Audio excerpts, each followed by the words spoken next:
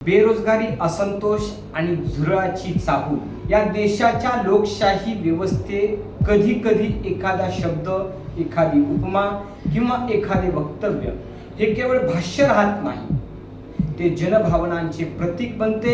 सरन्यायाधीश सूर्यकांत यांनी बेरोजगार तरुणांना झुरळाची दिलेली उपमा आणि त्यातून जन्माला आलेली कॉकरोच जनता पार्टी अर्थात CJP ही संकल्पना याकडेही याच दृष्टिकोनातून पाहावे लागेल.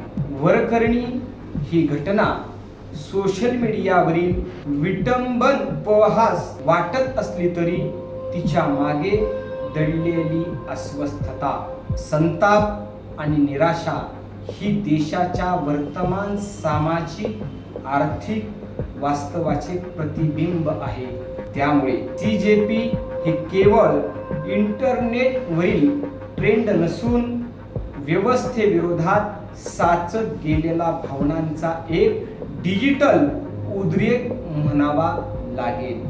नमस्कार, मी सिद्धांत चौधरी आणि तुम्ही पाहताय दैनिक राज्य लोकतंत्र. आज देशात बेरोजगारीचा प्रश्न अत्यंत गंभीर स्वरूप धारण करीत आहे. उच्च शिक्षित तरुण नोकरीसाठी वणवण भटकत आहे. सरकारी भरती प्रक्रिया वर्षानुवर्षे रखडलेल्या आहेत. त्यातच पेपर फुटी, भ्रष्टाचार आणि भारतातील गैरव्यवहारामुळे तरुणांचा व्यवस्थेवरील विश्वास ढासळत चालला आहे. महागाई, इंधन तुटवडा, वाढत आर्थिक असमानतेचे चित्र आणि सामान्य नागरिकांच्या जीवनमानावर आलेले संकट यामुळे जनतेमध्ये मोठ्या प्रमाणात नाराजी आहे. अशा काळात सत्ताधाऱ्यांकडून वास्तव समजून घेण्याऐवजी सगळे काही सुरळीत आहे असे चित्र रंगवले जाते आहे.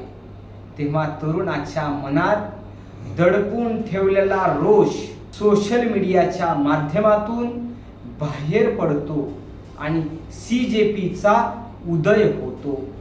हा त्याचाच परिणाम आहे. विशेष म्हणजे ही चळवळ कोणत्याही मोठ्या राजकीय घराण्यातून किंवा संघटनात्मक पार्श्वभूमीतून आलेली नाही. अमेरिकेतील बोस्टनमध्ये राहणाऱ्या अभिजित दिपके या युवकाने सुरू केलेल्या या संकल्पनेने काही दिवसातच तरुणांना आकर्षित केले. यामागे केवळ विनोद किंवा ट्रोल संस्कृती नाही, तर व्यवस्थेविषयीचा वाढता अविश्वास आहे. सध्याच्या पिढीचा मोठा वर्ग पारंपरिक राजकारणापासून दुरावत चालला आहे. त्यांना सत्ताधारी पक्षावर विश्वास नाही, पण विरोधकावरही फारसा भरोसा उरलेला नाही. त्यामुळे सोशल मीडियावरील उभ्या राहणाऱ्या पर्यायी व्यासपीठाकडे ते आशेने पाहू लागले आहेत. भारतीय राजकारणाच्या इतिहासात अशा चळवळी नवीन नाहीत. स्वतंत्र आंदोलनापासून ते JP आंदोलन, अण्णा हजारे चळवळ, शेतकरी आंदोलने किंवा विविध प्रादेशिक अस्मितांच्या चळवळी, प्रत्येक आंदोलनाचा उगम हा व्यवस्थेविषयीच्या असंतोषातूनच झाला.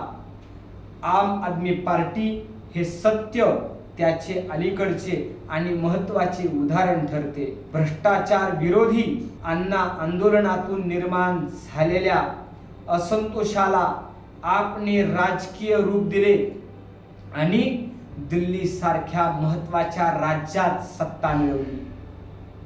मात्र देश पातळीवर मजबूत संघटन, वैचारिक स्पष्टता आणि दीर्घकालीन नेतृत्वाचा अभाव यामुळे त्या पक्षाचा विस्तार मर्यादित राहिला.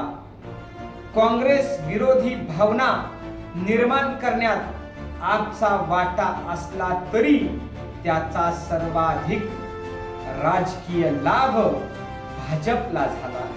त्यामुळे सोशल मीडियावरील लोकप्रियता आणि प्रत्यक्ष राजकीय यश यामध्ये किती मोठी दरी असते हे इतिहासाने दाखवून दिले आहे. CJP बाबत ही हेच वास्तव लागू पडते आहे. सोशल मीडिया हँडल चालवणे आणि प्रत्यक्ष चळवळ उभी करणे यात प्रचंड फरक आहे. एखादा हॅशटॅग ट्रेंड होऊ शकतो, काही दिवसापुरता उत्साह दिसू शकतो, पण त्याला संघटनात्मक रूप देण्याची वैचारिक दिशा आणि सातत्यपूर्ण कार्यक्रम, नेतृत्व क्षमता आणि व्यापक सामाजिक स्वीकार आवश्यक असतो.